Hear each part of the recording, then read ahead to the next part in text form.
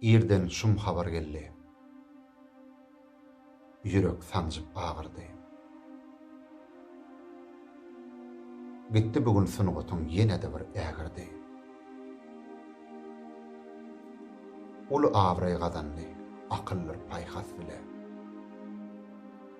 Ömri şatlyga besläp, Gülki paýlady ile. Okady Pyragyny, Kerim Gurbannepesi. Goşga öwüşgün çaýdy onuň owadan sesi. Ençe radio oýunlar, tomoşalar çykyşlar, telewizor radioň tolkunlaryny nagyşlap ýaýrady ulus-ile. Dinlenilli görülli, şeýdip Juma Ýazmyradowyň ýüreklerde yer aldy. Gamly hemşat günümde gollardy atamýaly.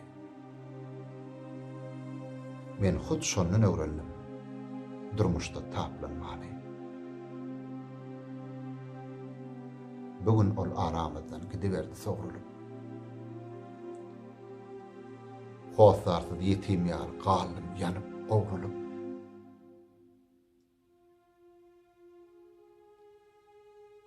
Rady bolun Halypam. Ýadygymy ötüňsiz. Bir dilegim Allah'dan. Nur içinde yatyňsyz.